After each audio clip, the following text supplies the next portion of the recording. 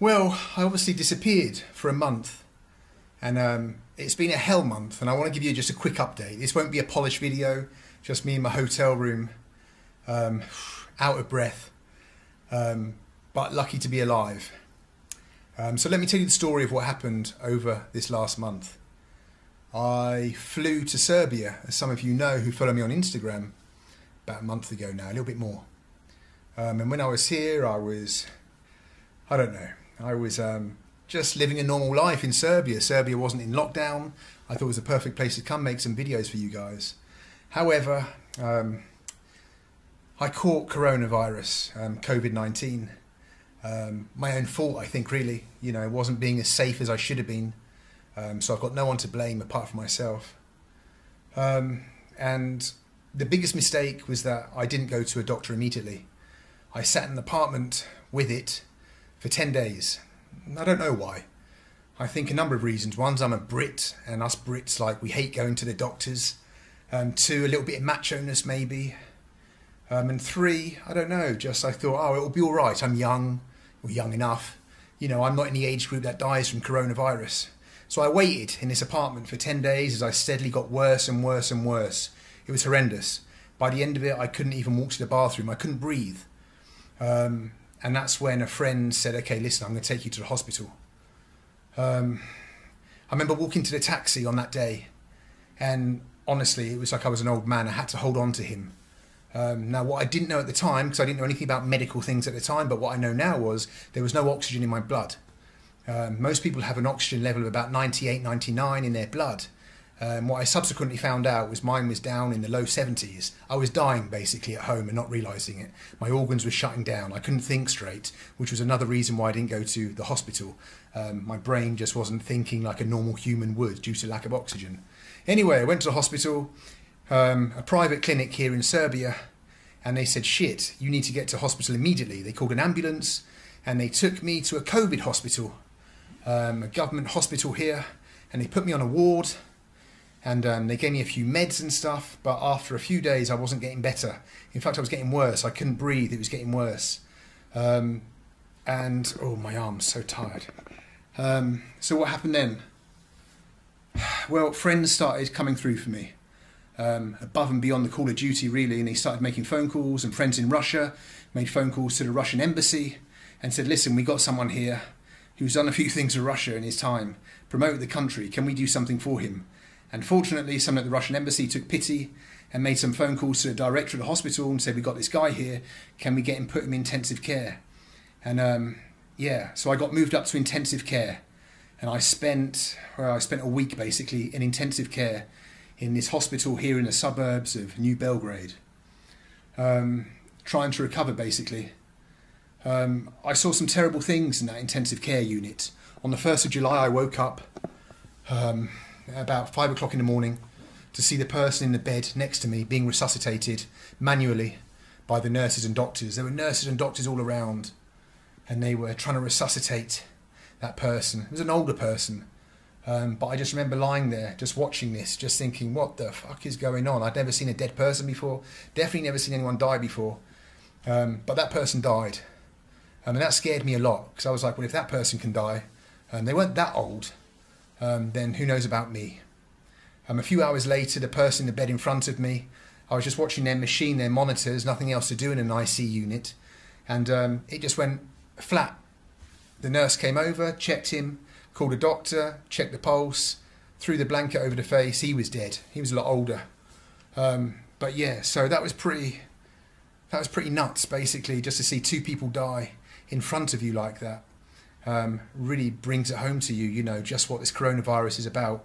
Anyway, the ICU unit staff, how do you say it? ICU unit, whatever, were amazing. The Serbian doctors and nurses, I have to keep switching arm because I've just got no strength. The doctors were amazing. They looked after me. There was a nurse in there all the time, just checking me, giving me all these medicines, antibiotics that, well, subsequently have kind of like fucked me up in some ways, but got me over the coronavirus. I had double pneumonia. I mean, it spread to every part of my lungs. So yeah, it was really at one stage, it was kind of touch and go, without being overly dramatic. Anyway, eventually the medicine started to work. I started to recover a little bit, and I was released from the IC unit back onto a ward, and I spent another 4 or 5 days there. Yeah, it's been an absolute nightmare. My body's wasted away just from lying in bed all that time. I just saw the most terrible things there. You know, just people who are never going to make it. And people who are younger than me. You know, this is the thing about coronavirus, is that we think that statistically, if you're under a certain age, there's no chance anything's going to happen to you. It's such a small percentage, and that's probably true. Maybe it is only a 1% chance that some complications will happen to you. But Jesus, I mean, if you're in that 1%, that doesn't make much difference, you know. I saw younger people than me in there. I don't know, of course, their medical history, what things happened to them, but, you know, what other reasons there were, maybe underlying reasons. But, I mean, they're in a terrible state. I saw people get things shoved into their rib cage and, like, drain out this liquid without anaesthetic just because they had to do it immediately to save their lives. It was like a horror film. I've never seen anything like it. I think I've probably, like, got PTSD from this experience. Anyway, yeah, so you find out in times like this who your friends are, people who came through for me, you know, made phone calls, people that I hardly knew, like a friend of mine called Misha, who organised an aeroplane for me, an emergency flight out of Serbia, a private plane basically. The doctors didn't let me use it, but he arranged it for me. Friends of mine who made phone calls and just made sure that I got the best care that I could in this private hospital, in this government hospital, sorry. Anyway, I've been out. I was released a couple of days ago. Oh, when was I released? Yesterday I was released. And I've checked into a hotel in Serbia to recover. This really has knocked the stuffing out of me. And I just wanted to make this video just to say, please be careful, guys, because I was a dick, really, you know. I took chances. I travelled where maybe I shouldn't have travelled because, you know, I've got a channel on YouTube and you feel the pressure to make some videos. You're like, okay, I'm going to go make some videos, but really that was a stupid thing to do.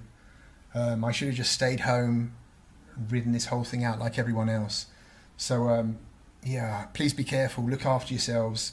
As I say, just because maybe you're in a certain age group, you're under, you know, you're not in your 70s or 80s, you think you're going to be fine, everything's going to be all right. But look, I'm not that old. And look what it did to me.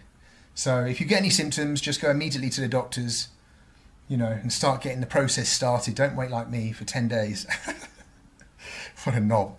So, yeah. Oh, man. So what have I learned from this experience? Well, I've learned, wow, life. You know, the most fundamental thing, or when I was in that ward on the unit and I saw those 2 people die, it's like you realise that there was nothing spiritual in it at all.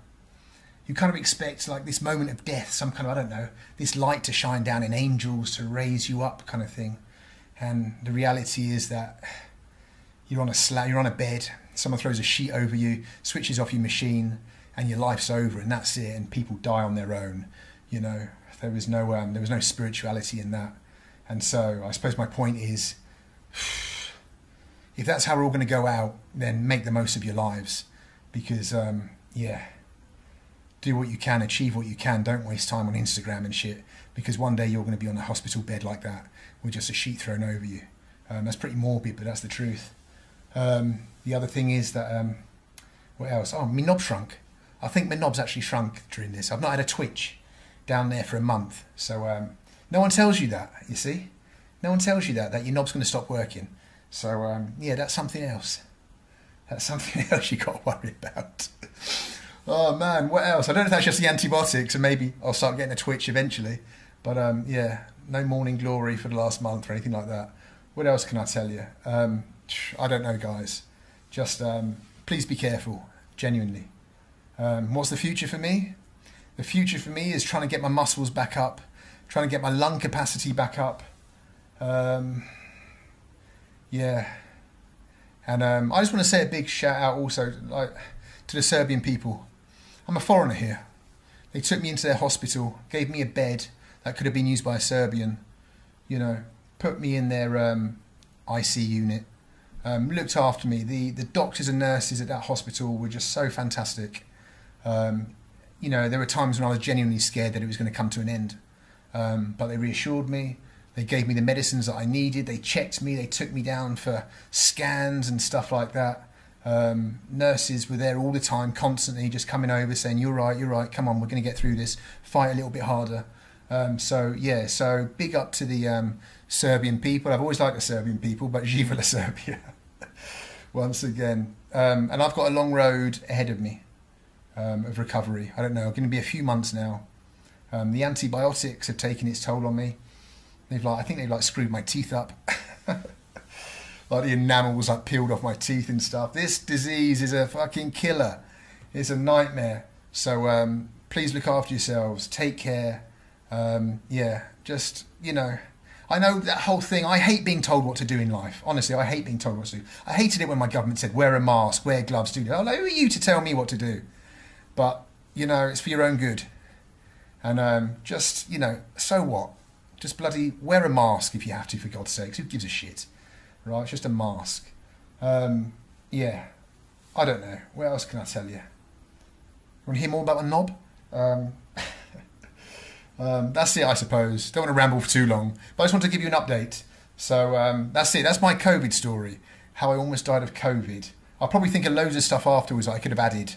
Of course there is. But yeah, just finally, just to say, look after yourselves. Take care. And many thanks to the people who came through for me. Who came through for me in this last month. You find out who your friends are at times like this. And the people, just a little text messages even, just saying, come on, we're pulling for you. Hope you get through this. Those mean a lot at those times. Anyway, yeah, I'm not asking for sympathy. I'll be fine. It's going to take a while. Get some muscles, but I'm so embarrassed walking about. Just this body of an 80-year-old man. When I checked back into this hotel after not being here for a few weeks, they literally did a cartoon double take. They were like, is this the same dude?